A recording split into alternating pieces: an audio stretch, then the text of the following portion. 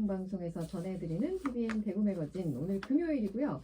첫 번째 코너로는 지역 교통 뉴스 정리해보는 한 주간 교통 뉴스 대구 교통방송 신건 기자 준비하고 있습니다. 이어서 머니의 지혜를 알아보는 시간이죠. 나만의 경제 매니저 경제 머니지먼트 한국경제신문 이면우 기자 만나보겠습니다.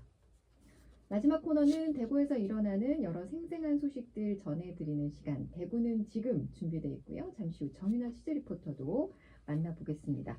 참여하실 분들은 짧은 글 50원, 긴 글 100원의 정보 이용료가 부과되는 샵 1039번으로 문자 보내주시고요. 교통상황 제보는 무료 제보 전화 080-664-8000번입니다.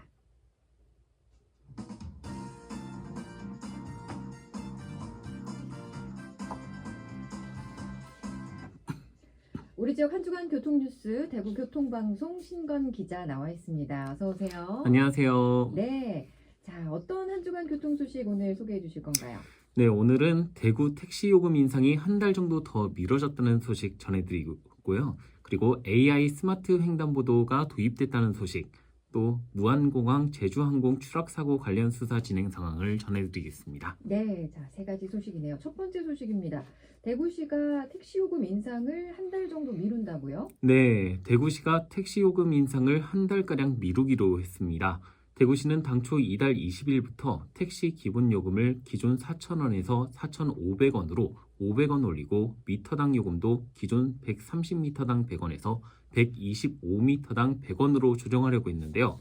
다음 달 22일, 그러니까 2월 22일로 요금 인상 시기를 연기한다고 밝혔습니다. 네. 설 연휴를 일단 보내고 인상이 되는 건데 택시 요금 인상 시기가 늦어서 좋기는 한데 늦어지는 이유가 뭔가요? 네, 대구시에 따르면 행정안전부의 요청이 있었다고 하는데요. 이 최근 불안한 전국 상황 등으로 이제 경제적 불확실성이 커졌지 않습니까? 네. 여기에 물가 안정과 공공요금 인상 충격을 최소화하기 위해서 인상 시점을 늦춘 거라고 설명했습니다. 네. 설에 아무래도 그 택시 이용하실 분들이 많으실 텐데 다행이네요. 2월 22일 전까지는 인상 전 요금으로 이용하실 수 있습니다. 자, 이어서 대구의 AI 스마트 횡단보도 서비스가 도입된다는 소식인데 이게 어떤 건지 자세히 설명을 좀 해주시죠. 네, 스마트 횡단보도는 보행자 안전을 강화하기 위해 인공지능 기술을 이용한 서비스인데요. 이 다음 주인 13일 본격적으로 시작됩니다. 스마트 횡단보도 서비스는 어린이 보호구역의 횡단보도 양 끝에 AI 기반의 카메라를 설치하고 이제 보행자를 자동 감지해서 교통사고 예방을 위한 경고 문구를 음성으로 안내해주는 서비스입니다. 사람이 움직이면 경고 방송을 해주는 이런 시스템은 현재도 있는 서비스 아닌가요? 네, 맞습니다. 여기까지는 이제 기존에 있던 서비스죠. 이 인공지능까지 필요한 기술은 아닌데 이번에는 분명히 다른 점이 있습니다. 네. 이 어린이나 노약자, 장애인은 횡단보도를 건널 때 아무래도 시간이 좀 더 걸리잖아요. 그렇죠. 이 보행자가 횡단보도를 건너가다가 이 맞은편까지 다다를 시간이 부족할 때는 녹색 신호 시장을 연장해서 이 보행자가 안전하게 횡단보도를 건널 수 있도록 해줍니다. 또 보행자가 안전지역을 벗어난다 하면은 이 위험 행동을 자동으로 포착해서 안 됩니다 라는 이 사전 경고 문구도 하게 됩니다. 네, 확실히 뭐 안전성이나 또 편리함 같은 것들이 있네요.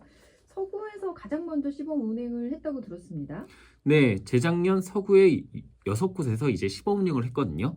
이 지난해 대구 전역 20곳으로 확장해서 정식 서비스를 이제 시작하게 된 건데요. 대구시는 교통사고 예방 효과성을 입증하고 추가 사업 동력을 확보하기 위해 서비스 시작 후 온 오프라인을 통해 서비스 만족도 조사를 실시할 계획입니다. 이 과정에서 개선점 등을 파악해서 적극 반영하고 서비스 지역 확대와 추가 콘텐츠 개발 등을 할 예정이라고 밝혔습니다. 네, 서구에서 반응이 좋았던 시스템이니까 대구 전역에도 잘 설치가 돼서 많은 분들이 도움을 받으면 좋겠습니다. 자, 이제 마지막 소식이에요. 제주항공 여객기 추락사고 관련 소식이죠? 네, 지난 주말에 희생자들의 시신이 유족들에게 인계가 됐습니다. 저도 이번 사고 희생자 중에 이제 아는 분이 있어서 목포에 다녀왔는데요. 네. 일대 장례식장에 이제 참사의 희생자분들이 다 계시더라고요. 이 시신이 인도되고 장례 절차가 진행되면서 사고 수습은 이제 마무리 단계에 접어들었다고 봐야 할 것 같습니다. 네, 지금 사고 원인 조사가 계속 이어지고 있는데 현재 조사가 어디까지 진행이 됐나요? 네, 정부는 사고 항공기 엔진에서 깃털이 발견됐다고 밝혔는데요. 이번 조사를 통해 새가 항공기에 빨려 들어가거나 부딪히는 버드 스트라이크가 사고 원인이 됐을 가능성이 좀 더 높아졌다고 봐야 할 것 같습니다. 다만 정확한 것은 FDR, 비행 기록 장치를 분석해 봐야 하는데요. 지난주에 말씀드렸던 것처럼 사고 여객기에 비행 기록 장치가 손상돼 바로 확인할 수는 없었기 때문에 미국 교통안전위원회에 보냈습니다.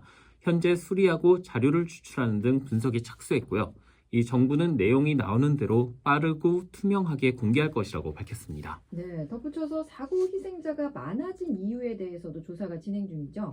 네, 로컬라이저를 세우려고 설치한 콘크리트 둔덕이 참사를 키운 원인으로 지목되고 있는데요. 이 콘크리트 둔덕은 2007년 당시에 높이 1.8m, 폭 0.26m, 너비 3m로 설치된 뒤 2020년 개량 사업을 통해 지난해 2월 설치가 완료된 것으로 알려졌습니다. 네, 현재 논란 중인 게 구조물이 부러지기 쉽게 만들어야 한다는 규정을 어겼느냐는 거죠. 네, 맞습니다. 이에 대해 국토교통부는 법적으로는 문제가 없다고 밝혔습니다. 우선 종단 안전구역 범위가 로컬라이저 앞단까지라고 해석이 되기 때문에 이 기반 시설인 콘크리트 둔덕에는 문제가 없다는 입장이고요. 네. 이 로컬라이저 둔덕이 부러지기 쉽게 만들어야 한다는 규정도 2010년에 생겼기 때문에 2007년 개항한 무안공항에는 해당 규정이 적용되지 않는다고 밝혔습니다. 다만 국토부도 최대한 안전성을 확보하는 방향으로 검토되지 않은 것은 미흡했다며 개선 방안을 마련하겠다고 밝혔습니다. 네, 그러면 이 공항 활주로 내에 2010년 이전에 생긴 로컬라이저 둔덕들은 여전히 단단한 콘크리트 둔덕으로 설치가 돼 있을 텐데 혹시 대구공항에도 이 둔덕이 설치돼 있나요? 네, 일단 대구공항에는 이 둔덕이 설치되어 있진 않은 것으로 확인됐습니다. 다만 이 포항에 있는 포항 경주공항에는 또 설치가 돼 있거든요. 네. 이 국토부는 둔덕을 철거한 후 재시공하는 방법 등을 포함해서 이 다양하게 안전하게 이제 항공기를 이용할 수 있는 방안을 검토하고 있다고 전했습니다. 그렇군요. 자, 지역의 한 주간 교통 뉴스 지금까지 대구교통방송 신건 기자였습니다. 고맙습니다. 감사합니다. 이정옥 노래 들으시죠? 숨어오는 바람소리.